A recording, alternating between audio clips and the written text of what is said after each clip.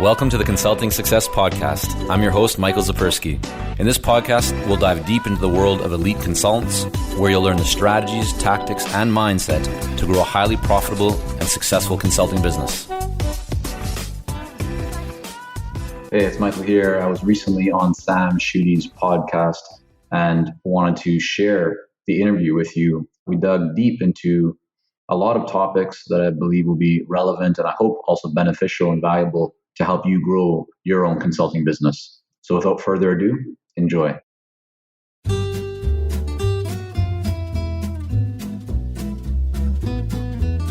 In today's show, we have Michael Zapersky. Mike is the CEO of Consulting Success. I met Michael through working with him as my business coach myself, and we're going to talk about marketing and growing a consulting services business.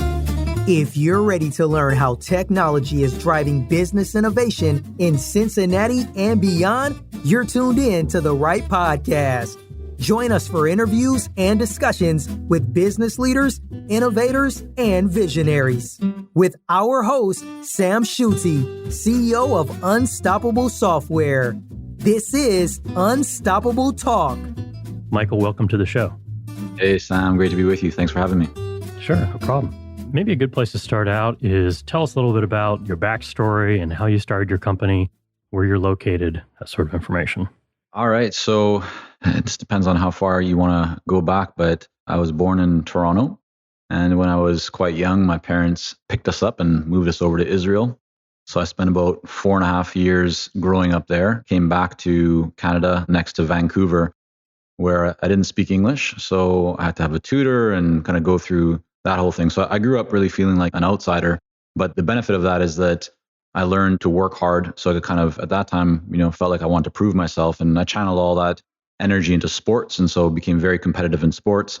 But the other benefit that I got from that experience early on is I was fascinated, and still am today, by different cultures and people and languages. And I've always had the travel bug. I've now lived in different countries growing up. And for me, it was a real gift that I got, even though it was maybe challenging as I kind of look back on it. But the business really started when Sam and I, so Sam, my cousin Sam, who you know as well, so actually just out of high school, we started our first business together, which at that time was a web design development company. We didn't really know what we were doing, but Sam was on the design side of things and I was more on the client management and business side. And so we grew that little company and had a great time. And that kind of led us into our next business, which was more of a full-fledged true consulting company where we were doing marketing and visual communication design and kind of branding for organizations. And what started out as just working with a whole bunch of local kind of small retail shops and investment companies turned into me actually going over to Japan partway through my university, beginning and opening up a branch office there as soon as I finished university. And so that gave us the opportunity to start consulting and working with very large organizations like Panasonic, Dow Jones Japan, Financial Times Japan, Omron, Sumitomo, a whole bunch of other billion-plus-dollar organizations, really helping them with their English kind of language-focused and kind of English market-focused products and materials. And that was a great experience where I really learned about what consulting was. So more than reading any book or taking kind of any course at that time, for me, what really helped me to identify what it means to be a consultant, both the challenges that you face and the benefits that come with it, was kind of being in the trenches.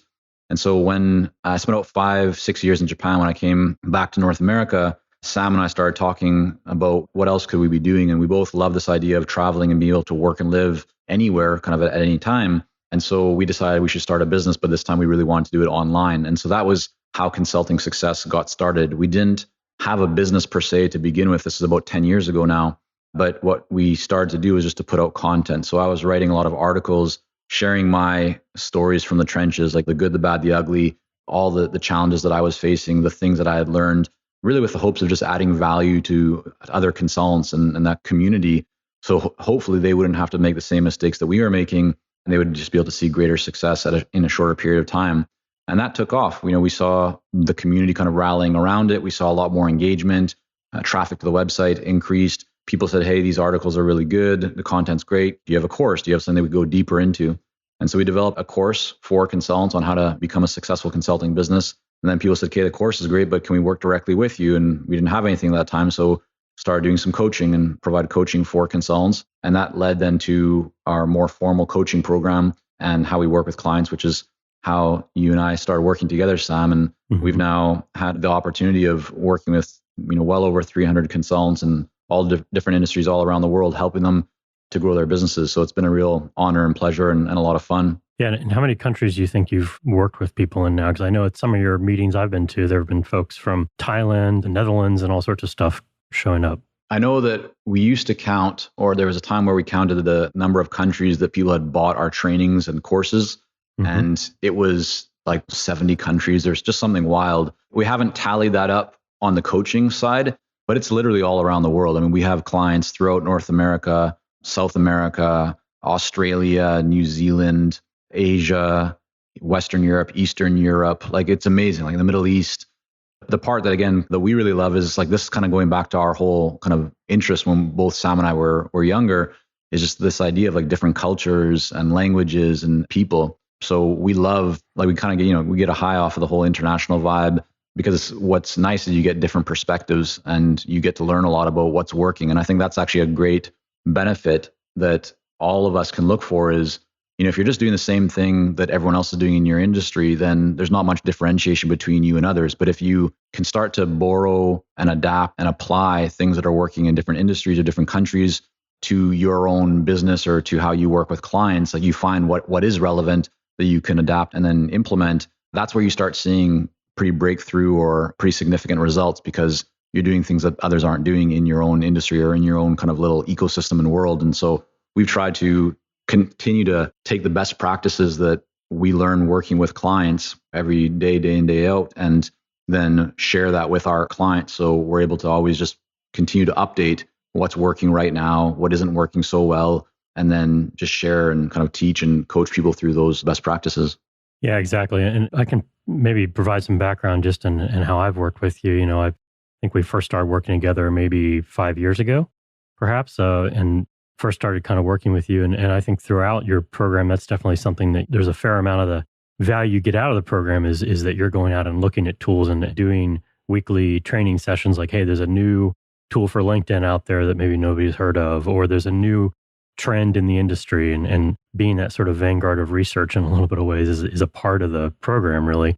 And at least that's one way to look at it. Can you talk a little bit about the different levels of your programs and services that because there's kind of a different range of ways that people can work with you? Yeah, sure. So kind of on the ground floor, we have well over 1,000 articles and resources on consultingsuccess.com that are freely available to people. And we have a podcast called the Consulting Success Podcast that now has over 100 episodes and gets over 21,000 downloads per month and growing kind of month over month. We have videos on YouTube. So plenty of free resources and information for people who want the price of admission to be free. We then have books. So we have 2 best-selling books. One is called Consulting Success. The other one is called The Elite Consulting Mind, and those are available on Amazon. A level up from that in terms of kind of investment and impact is Momentum, which is an early stage implementation program for consultants. So for those people who are transitioning from the corporate world into consulting, or those that are new to consulting that haven't kind of yet reached that first 6 figures in annual income and really want a proven framework to follow, like just removing all the stuff that you don't necessarily need to do. And we've really spent time engineering Momentum so that it gives people exactly what they need. And if they just follow the kind of the guidance that we provide, and what we call a fast track guide. So we send out like a specific email each day for 30 days, telling them like, here's the 80-20, the 20% of the things that you need to do that's going to give you 80% of the results. And so we've seen just really fantastic results from people in that program. And that's something that we've launched quite recently. And then a level up from that is our coaching program. And that's for consultants who are more committed, who really want personalized coaching and are serious about getting results. And we support those clients through one-on-one calls, through group calls with other consultants in the community, through a private forum and portal where they can ask questions 24/7. They can get feedback on their proposals, on their marketing materials, on their messaging, on who their ideal clients are. We have a group of peer success coaches, so other consultants who have come through the program and have built their own successful consulting businesses. And as a way to give back, they're still involved. And so they're able to be a sounding board for clients as they work through that process, as well as proven materials and trainings and guidance for every aspect of a consulting business. So whether it's someone that wants to generate more leads consistently, we have trainings on that and scripts and templates of exactly what to say and how to say it and how to adapt it. We have that for proposals, for fees, for working with clients. So we kind of try and cover all the ground there, and we're able to customize and personalize that specifically for each client, because we know that each person's going to have potentially a little bit of a different goal and situation. So we have kind of a proven framework, but we want to be able to customize that so it's really meaningful for each person. And within that program, we have 3 different levels of coaching and how we engage with clients. So those that are getting started, those then after the initial period of the program want ongoing support and coaching, because we don't want to just kind of say to people, hey, here's this program, and then after it's done, you have to figure things out by yourself. For those who choose, and most of our clients do, they want ongoing support because they've gotten some great foundation in place, but now it's time to optimize and improve on that. And so we work with clients in some cases for 4 to 5 years after they come into the program, but really for as long as they'd like to continue growing and getting that support and ongoing coaching.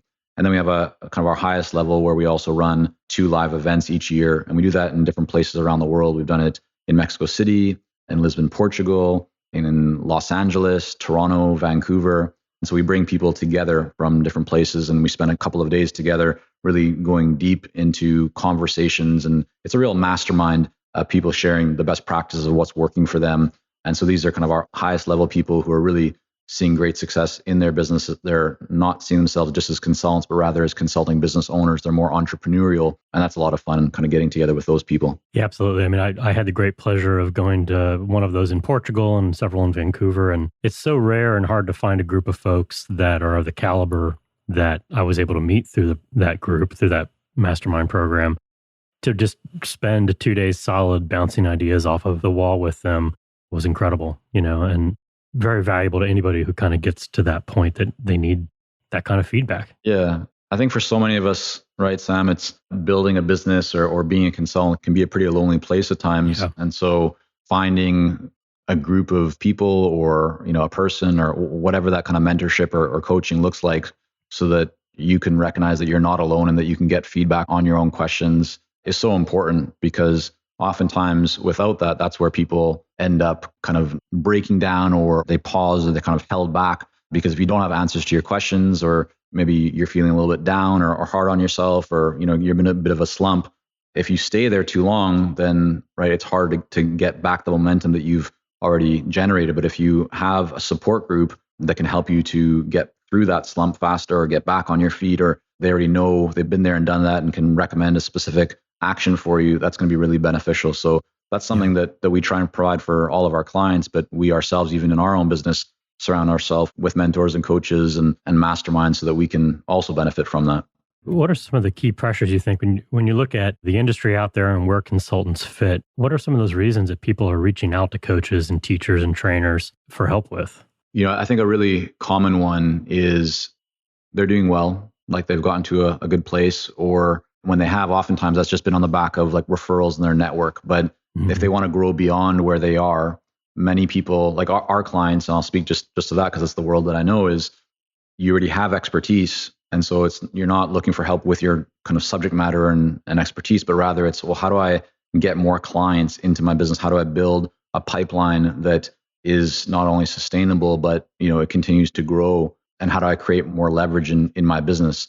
So those are some of the key areas that people I find are looking for help with if their business is already established. It's really around creating more leverage, but the biggest is probably just having more qualified leads coming into their pipeline. And for those that are a little bit earlier stage, it's often around, I have all these experiences and expertise.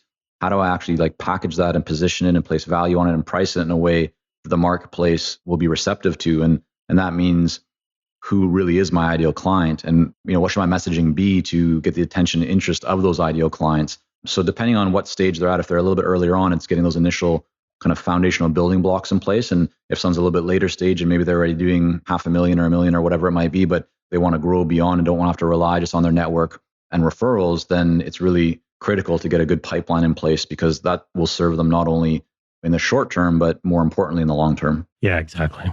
Makes sense to me. What are some of the biggest successes you've had? If you look at, your top 1 or 2 clients that have had the most success after working with you? What are some of those stories?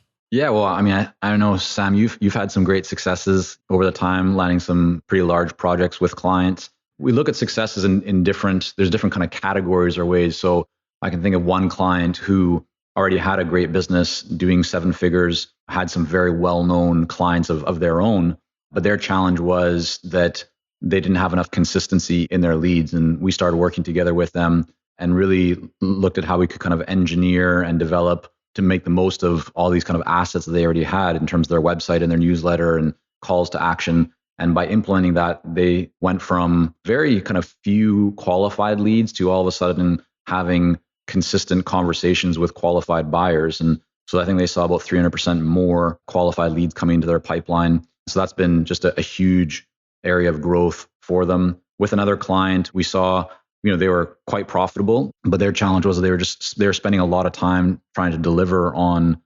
projects. And so we worked with them to really kind of peel back the way that they worked and kind of the structure of their offerings to create a lot more leverage in them. And so now they've been able to save significantly more time, essentially providing the same thing. And so that now means that their margins have improved significantly and they're seeing a lot more profit trickle down to the bottom line.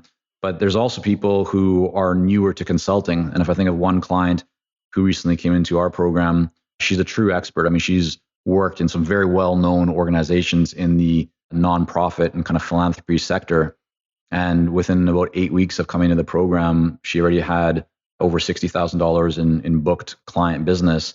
And like, she's just getting started. So for us, like the wins that clients have, whether they're newer to the consulting business or there's someone that's been in it for some time, for us, what gives us the motivation and the excitement, it's helping clients to just realize those wins. And what we've really been able to benefit from is, like most things, we're always like, what we recommend to our clients, we do ourselves, which is always looking at how we can improve things. And so our programs and the scripts and templates and kind of roadmaps that we offer and provide our clients with, they just continue to get better and better because we're able to see more and more of what's working right now, where the greatest success is coming. And we've been able to, over the last couple of years or so, just see the level of consistent results increase quite significantly because we've been able to kind of re-engineer what we're doing and what we're providing to clients.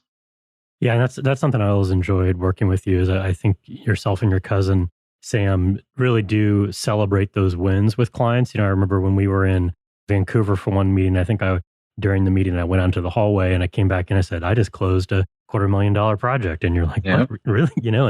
And just being able to celebrate all together. And, I think you guys get a real kick out of that. Oh, we love it. Like, even when you just said that, I remember that specifically because we were at the Granville Island Hotel. Yeah. And I remember the sun was shining. We were just about to go for a break or it was like near the end of the day I think it was actually lunch. And we were sitting outside. Like I can see it very clearly and everyone's getting their lunch. And then you went, got that call and you came back and you kind of like sat either beside me or near me. And you said, yeah, Michael, I know who the client is, but you mentioned the client just got this deal. And I was like, yeah. And then, so I still feel the excitement right now, even though that was a couple of years ago or so. So we run a family business. Sam is my cousin and we treat and feel like all of our clients are part of the family. So we really want not only to care and to support them the same way that you would a loved family member, but also to celebrate the successes together because it's all about how the client implements, but it's teamwork. And so we're all part of the team. Yeah. And I think, you mentioned earlier about why consultants reach out to you and why they need marketing coaching and other help. And I definitely saw, and I did a little tally recently. I wrote down and I said, where have my leads come from in the last 10 years? And if you look at 10 years ago, it was 80, 90% word of mouth, referral, that sort of stuff. And that's really kind of flipped in these last 3 or 4 years that it's organic traffic. And if I look at our biggest projects, people that didn't know me that found me on Google, which is pretty powerful, right? But it takes time to get there, I think, sometimes that if you just kind of read a book on it, that's not enough. You've got to do a lot more than that and you got to be patient. Yeah, that's what people don't often see, right? Is that what you do today, you likely won't see the full and true benefit of it for 3 to 6 months from now.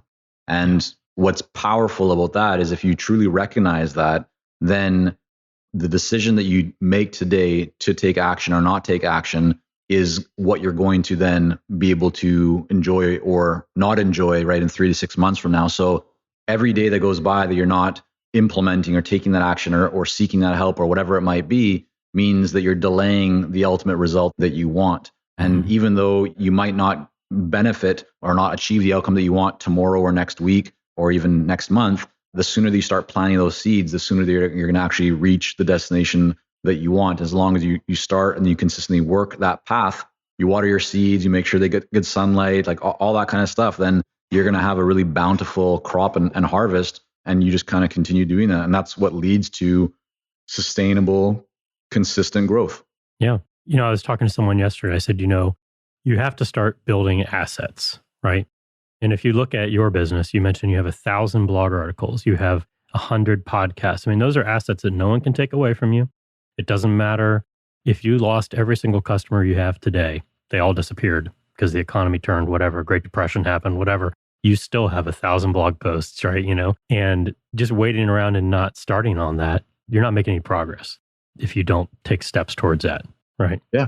Yeah. And the benefit, especially if you talk about content, right? So you've seen this yourself firsthand, Sam. I remember when you just, like at the time when you started to kind of lean a little bit more into content development, right? You don't see the benefits of that for some time, but it's the sooner that you start, the sooner that you will see the benefits of it. And when we talk about marketing, right, it really depends on like where you're at on kind of like the marketing maturity kind of model or scale or cycle, right? It's if you only focus on content right now, you have to be prepared that it might take several months or maybe a year or a year and a half for you to really start seeing benefits from that content, depending on even if you do it properly or not. And so if you need to start, like you're in a position where you want to generate more leads now, then you have to take a direct approach where you're getting in front of your ideal clients more directly and still doing some content, but you got to lean a little bit more, have a heavier percentage in the direct as you're doing content. And then as your pipeline starts to fill up, you reach that tipping point where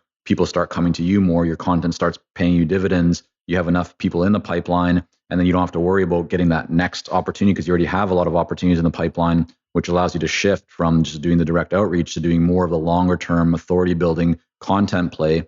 And that's fine because you don't need the results of that right away. You have enough in the pipeline. So it's that shift that people need to go through. And I know some people believe that, they can just do content right now and that's all I need to do, but they don't recognize that it's going to take time for them to see the results of it. So you got to balance depending on where you are in that kind of marketing maturity model of how much direct outreach you should be focusing on percentage-wise versus content. Exactly. Because a lot of the going out to a networking event or something and meeting an ideal client, like that can be quick, but sort of the amount of effort you have to put into that, it never changes, right? Like if you have to go to a 2-hour meeting twice a month for 3 months to get a client out of, say, some networking group, that doesn't scale. A year later, it's still the same 2 hours you always have to do, right? Correct. Whereas building assets, building content and stuff is what can sort of become a machine. And I think that's a lot of what you, in a lot of the technical weekly meetings that you're doing and presentations you're walking through, that's what people are working on, is kind of building a machine, right? If you look at like tools for LinkedIn and so forth. Can you talk a little bit maybe about what are some of those tools that are really working for people and platforms and such that people are using that you're seeing a big impact from? So the thing about technology is that it changes. Tools that we maybe used to recommend before or used ourselves, some of those are just no longer available, or if they are, they're not looked upon very favorably. But kind of back in the day, or even several months back, there were tools that you could use to automate some of your outreach on LinkedIn. And some of these still exist. The challenge is that LinkedIn looks at some of those and says, yeah, that's not acceptable, or that doesn't really jive with our terms of use. And so what we've seen is definitely a shift from leveraging some tools on LinkedIn to more focus on the manual approach. But that's also beneficial because even though it might take a little bit more time to go out and connect with ideal clients, you have to do a little bit more of this manually, means that you can put a little bit more thought and a little bit more customization into those interactions with people. And these days, just because there's been more and more automation and technology, which allows people to essentially send messages at scale, what it means is that most of your buyers are likely getting inundated with a lot of messages that are probably quite similar. And if your message is the same as someone else's message, then they're not going to give it the time of day. But if you've taken some time to customize, if you've taken some time to look into, you've done some research into like their annual report or an article they wrote or something else, then you use that in your messaging. Now they know that you've actually taken some time and you're not just blasting the same message out to a whole bunch of people. And so that can be quite beneficial because it signals kind of a point of differentiation for that buyer that you have taken the time and you know something about them. And so now they're going to be a lot more interested in who you are, what your message is, and how you might be able to help them. Yeah, exactly. I mean, personalization seems like it's always key in any platform you're using. People just kind of see through the generic messages nowadays. Coming back to your question, Sam, it was around kind of technology and tools. I think the most important type of technology or tool that all consultants or service providers should be using is making sure that you're really making good use of a CRM or some kind of online tool that allows you to track your interactions with your ideal clients, because the vast majority of your sales, I mean, almost all of your sales, they're going to come from all of the touches beyond the initial outreach. Yet so many people judge success or failure of their marketing efforts based on one or two interactions. And when they don't see that it works, they kind of get all concerned. And oftentimes they're so distraught that they abandon the continuation of that outreach. They don't do follow-up. They just think, well, I guess what I'm doing doesn't work. And then they try and jump to some other technology or some other platform or some other, whatever is kind of trendy that week. But if you consistently follow up with your ideal clients, if you continue to add value and check in and stay top of mind, the chances are that that person, as long as they are an ideal client and they have problems that you can help to solve, when they are ready, they're going to be thinking of you. And then they'll raise their hand and say, okay, let's have a conversation now. And if you do enough of that with enough people over time, you start to build a really thriving pipeline. Of course, your messaging has to be on point. Of course, you have to be focused on the right ideal client. Of course, you have to have other elements in terms of your website or LinkedIn profile dialed in. But that's the opportunity for so many people. And what I often see is people who struggle, they're not consistently following up with their ideal clients. They don't have a good system in place to do that. And so that is where a lot of people should look at is how many interactions and kind of touch points am I having with an ideal client? Is my messaging really going to resonate with them? And if you kind of work through those, you'll often start seeing significantly greater response and also a thriving pipeline. Yeah, it's so true. I mean, every time I open my CRM, I'm like, oh God, I totally forgot about this one, and it's like, if I didn't have that CRM, it would have just completely disappeared. And, it's hard, even with a CRM, it can be a challenge to keep on top of things and remember everything. But the more you can automate it, definitely is key. I wanted to just touch on, not to sort of spill all your secret teachings to the universe, but I wanted to touch on three kind of main things I thought were real impactful that I learned from working with you, and kind of just ask you about those and have you talk about them some. And I know these are things that probably a lot of folks work on with you. So number one maybe is the tendency of consultants to work for an hourly rate versus value-based pricing. Mm-hmm. Why do you think that's something that people should be changing or looking into? Well, hourly rates cap your earning potential, right? Mm-hmm. Unless you're using a kind of a team consulting firm model, which is totally fine. We have clients that are generating $1 million, $2 million, even $5 million plus per year off of the firm model. But for a lot of consultants, they don't want to have a big, massive team with a lot of consultants. And so in that case, hourly pricing really depresses your ability to grow your income and your revenue, because you only have so many hours in a day. And even if you have team members, they also only have so many hours in a day. So if you want to scale, that becomes an issue. But the other real, I think, kind of an intrinsic or core problem with hourly fees is that the buyer, right, your client and you have opposite goals in mind.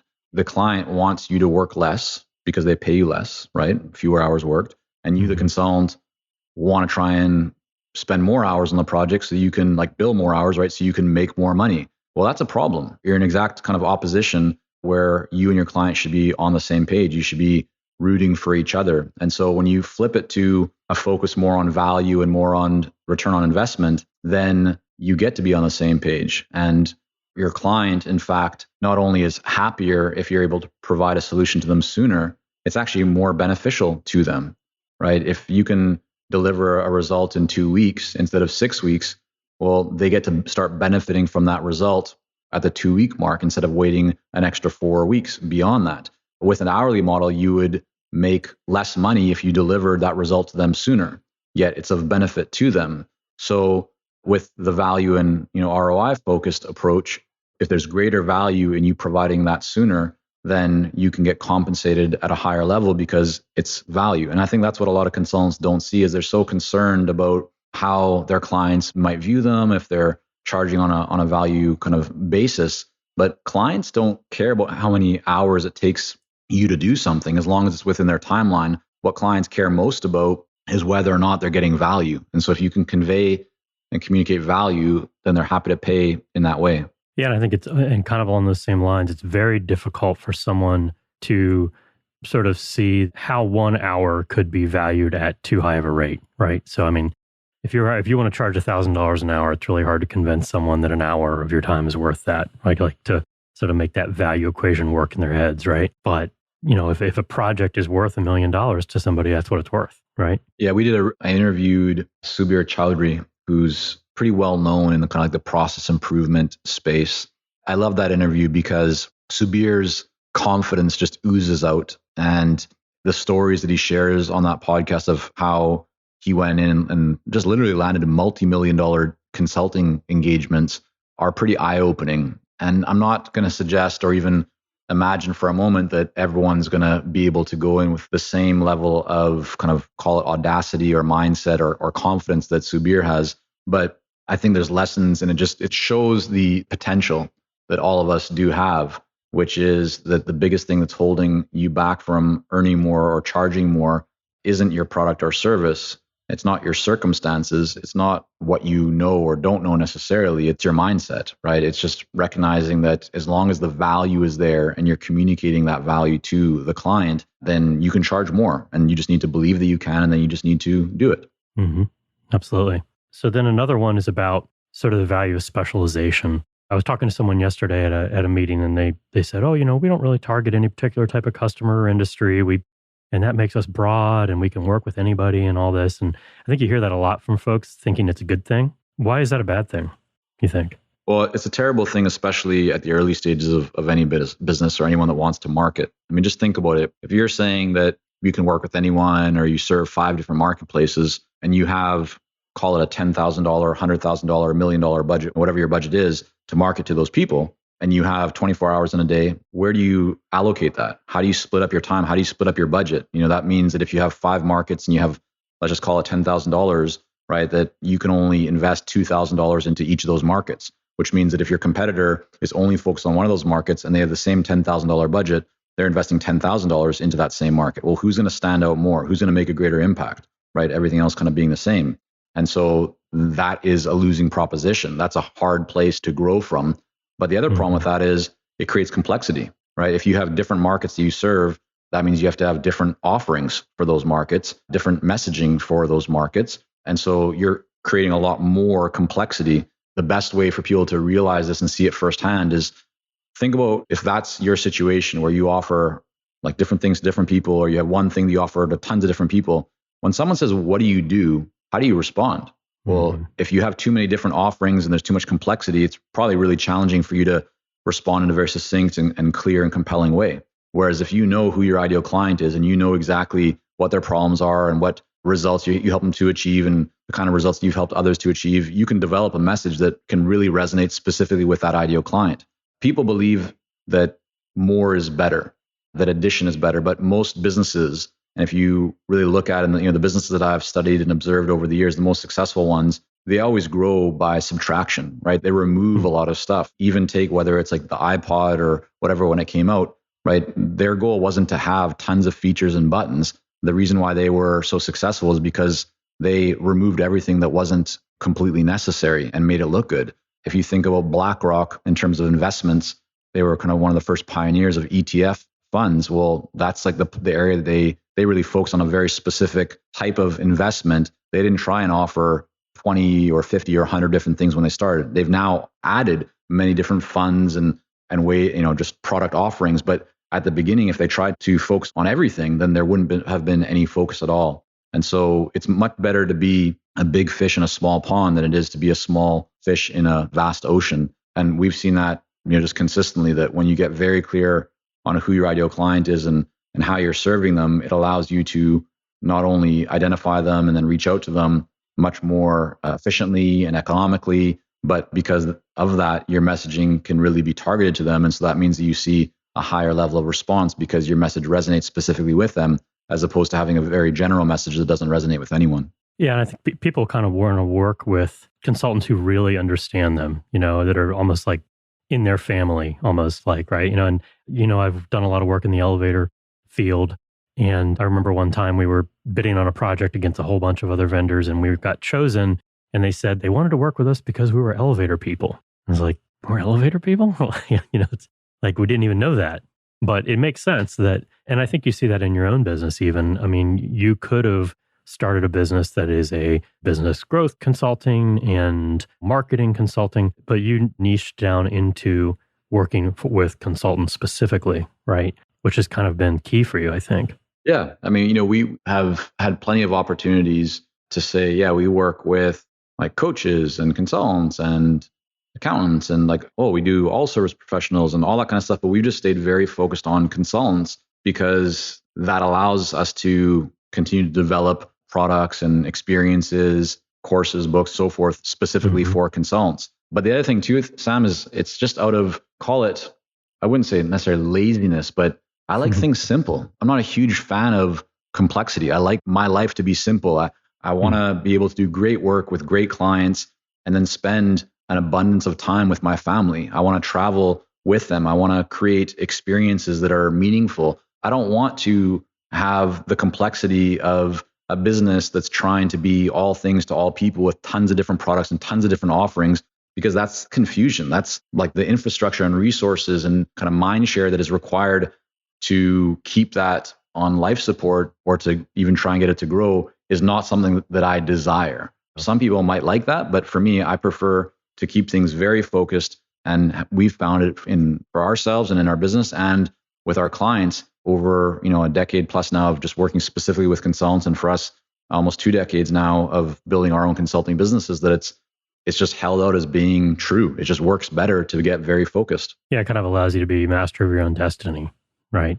Yeah, I think the other way that I look at it too is like to achieve mastery, you can't do that by trying to be all things to all people. And the illustration that I offer sometimes is like, think about if you were a samurai in Japan and you were going to battle and you needed to have your katana, your sword, would you go to a swordsmith that all they do all day long is make swords? Like they're putting into the fire and they're just fashioning it and knocking it down. But all they do all day long is just focus on making the sharpest and best swords possible? Or would you go to the corner blacksmith that makes shoe horses and kettles? And yeah, they do swords too. And you need some, gates. Like who's going to be the specialist? Who's the expert? Who do you think is going to command a premium? Who's going to have the better product or the better offering? And while most of us are probably not going out and looking for swords, it's the same thing in business. When someone's looking for a solution, you'll either appear as a generalist that's all things to all people, and they're not likely going to take much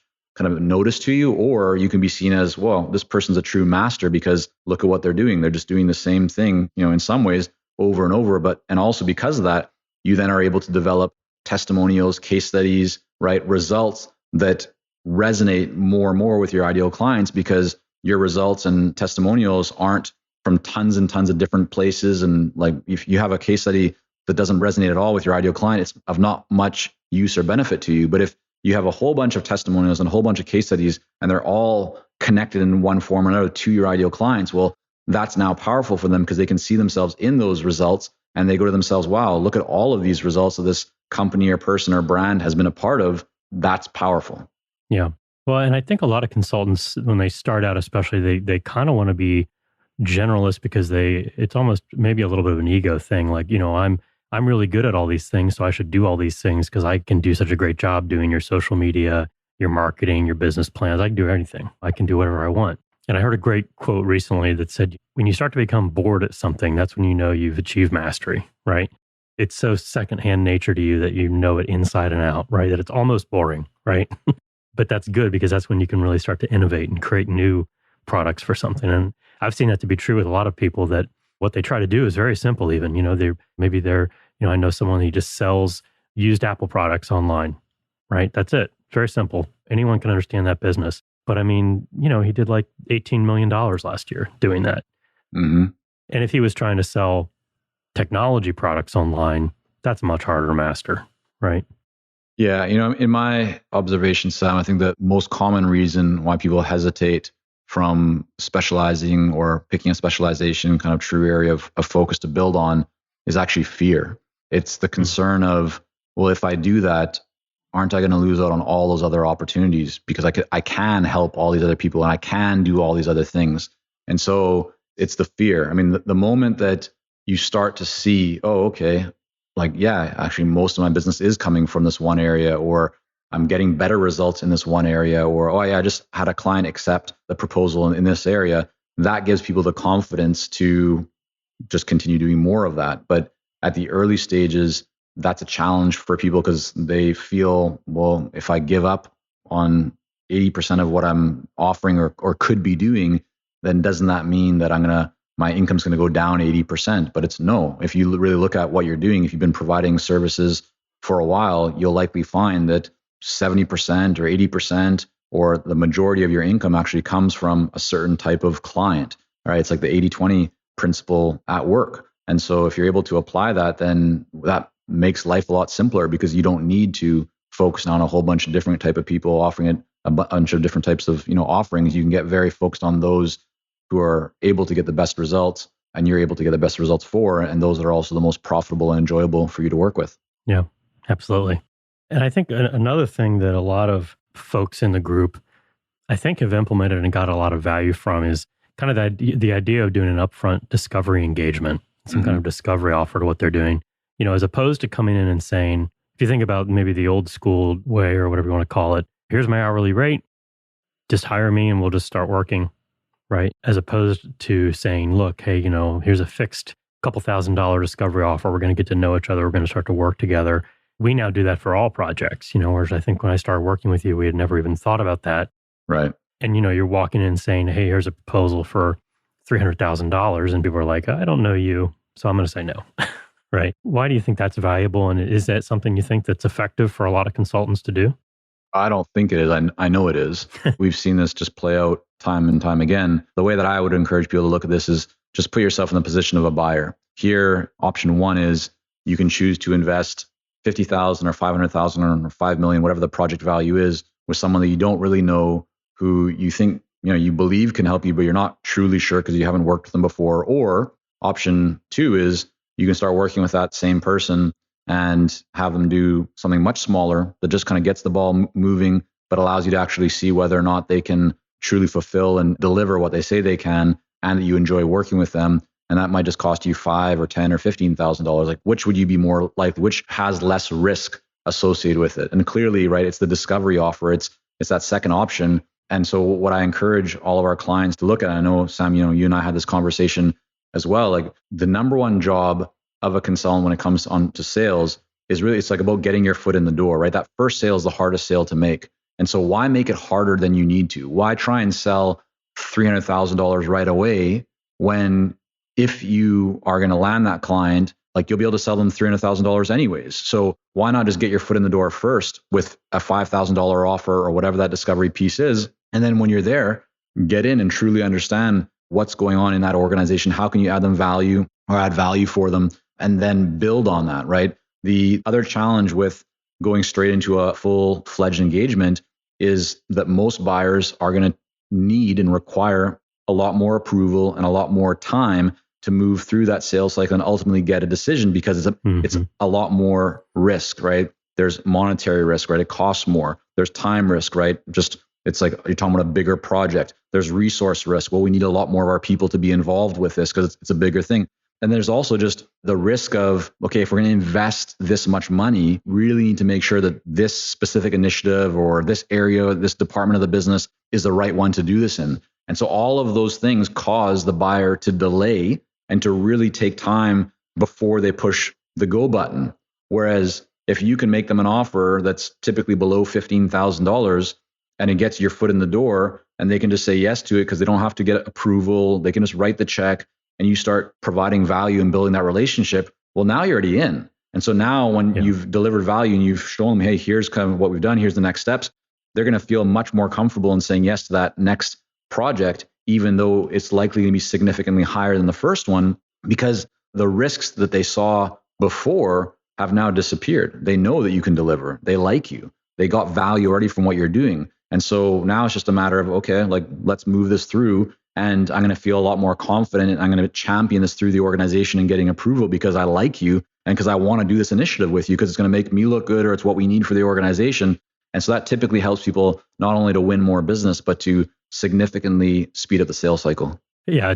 And it's been so absolutely true for me. I mean, all of our biggest projects, it's not like we never walk in and say, hey, let's quote out a 7-figure project that needs board level approval to a bunch of people we've never met.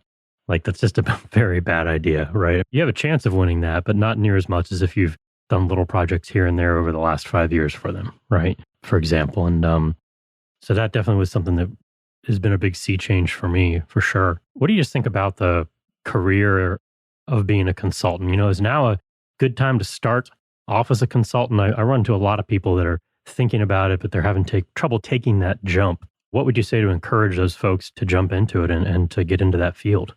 The consulting industry is growing. It'll continue to grow. A lot of the data out there looks at like the larger, more established consulting firms, the McKinseys and the Accentures and Deloittes and so forth.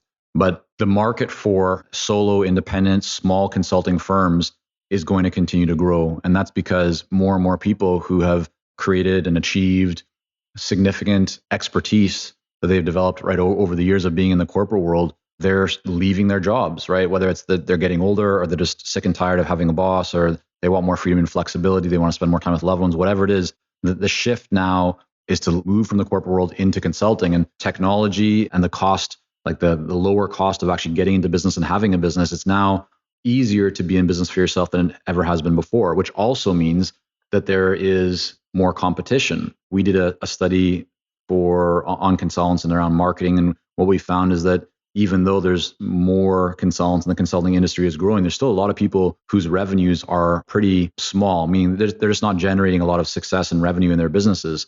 And what we've identified is that those who are more successful are those who have applied like the right system and the right process, and they're doing it consistently. But I guess really what I'm getting at here, Sam, is the industry is growing, but there's also more people getting into it, which means that if you're going to jump into consulting, then do it the right way and make sure that you're ready to build a business. I don't mean when I say build a business, I'm not referring to that you have to go out and think about hiring a whole bunch of employees and creating this big infrastructure. But the big misunderstanding I think that a lot of people have about consulting is there's a difference between being a consultant and a contractor versus being a consulting business owner, right? If you're a consultant, you might have just one client. If you're a contractor, right, you might just be on a long-term 1-year project or 18-month project for one client. You don't have a business, my friend, right? If that's the case, you have a job. Yes, you might be a consultant and a contractor. Call yourself that. Nothing wrong with that. But what you need to recognize is the moment that project ends,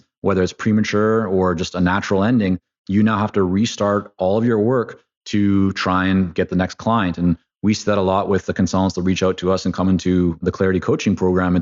They've been doing that for a while, and it can be fulfilling and it can generate some nice income, but it's not sustainable. And so this is, I think, the realization that I hope that I can share and kind of impart with people is if you want to really build a business that not only can give you great freedom, but also great income and great impact with those that you want to serve, then you got to build a business. You need to be prepared to put in the work to grow a business and to do sales and to do marketing. And yes, there's ways to do that. And that's what we try and provide in terms of the guidance for people and best practices around that.